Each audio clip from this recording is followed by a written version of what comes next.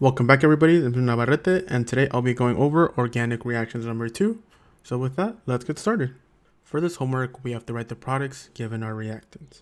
So for our first one, we have a hydrocarbon, we have oxygen, so what goes to my mind is automatically a combustion. So my products are going to be CO2 and H2O. Don't worry too much about balancing. What we worry about the most is actually knowing what products to expect. For our next one, we have a double bond, we have a halogen, so that means we're going to be doing an addition. One chlorine is going to go to each of the carbons there. We're going to get rid of that double bond. So our product would look something like this. For our next one, it's going to look very similar, but we don't have that double bond anymore. There's going to be an alkane. So there's going to be a substitution reaction. So we're going to get our first product. Remember, we substituted one of the hydrogens for a bromine. And our other product is going to be that HBr. For our next one, we do have an ester, but remember we're adding oxygen to it, so the automatically combustion. So that means products are going to be CO2 and H2O. For our next one, we have our carboxylic acid, we have an alcohol, we're going to be creating an ester here. So my first product would be that ester there. Since we are forming that ester, our other product is going to be water. For our next one, we have benzene, and then we have bromine. This one can undergo two reactions. It can either undergo an addition or a substitution. So if you wrote it as a substitution, our first product would be that bromobenzene, and we'd also get HBr. We're just substituting one of the hydrogens and a bromine. You can also do it as an addition. Both bromines would attach themselves to the double bond and add them like this. Now, that's just one of the possible isomers. Remember that there are 3 different ones, but you can worry about which one is the correct isomer later on. For our next one, we have an ethylene and another ethylene. That's just their common name. You might know them as ethene. It's going to be a simple polymer reaction. We're going to form a bond between those carbons, so we'd get our polyethylene. Now remember, there's going to be a repeating chain. You can make this chain as long as you want depending on the number of ethylenes that you add. For our next one, we have an ethylene here again and oxygen, so immediately combustion. Products are going to be CO2 and H2O. Our next one is also a combustion because of that O2. So its products are also going to be CO2 and H2O. Our next one is going to be a hydrolysis reaction.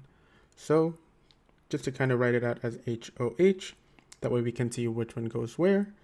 One of the hydrogens will go to that carbon and that OH will go to that carbon there. So our products would be our alcohol.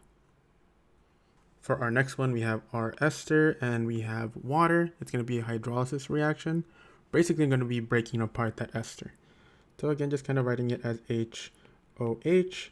We know that that OH would form a bond with that carbon and we'd get rid of this chain on the side. So our first product would be our carboxylic acid, and our second product would be our alcohol. Our next one is basically the problem that we did before, just backwards. We have our carboxylic acid, we have our alcohol. There's going to be an esterification. So we're going to make our ester, and we're also going to be making water. For our next one, we have our alkane, we have fluorine.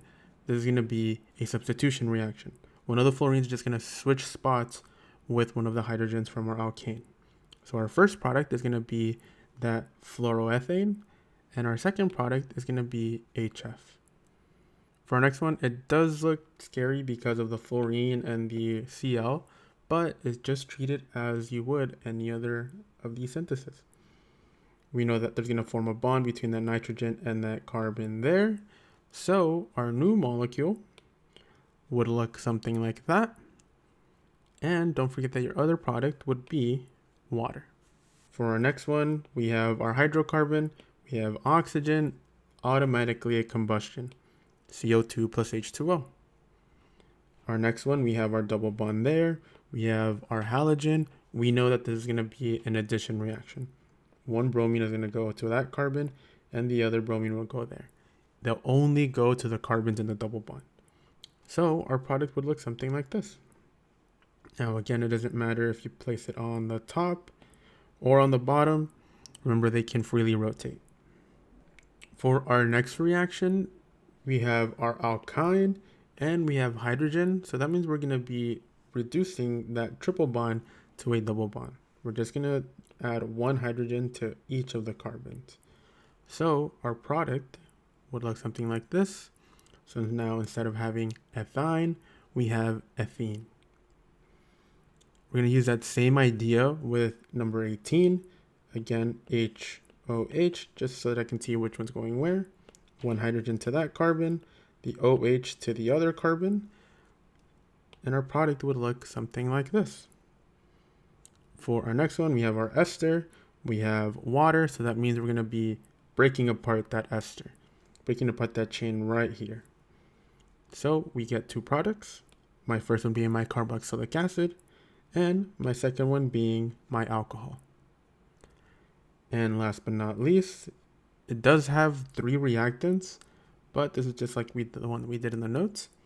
So we know that this OH would form a bond with that carbon, and it's going to kick that OH off. This OH group is also going to form a bond with that carbon, kicking that OH off. So we'd get that as our first product. And because we kicked off 2 OHs, we'd also get 2 waters. And that's going to be it. I know these reactions have been a little bit tougher, but it's just going to take practice. So if you have any questions, don't be afraid to ask. We're here to help. But other than that, stay safe, and I'll see y'all next time.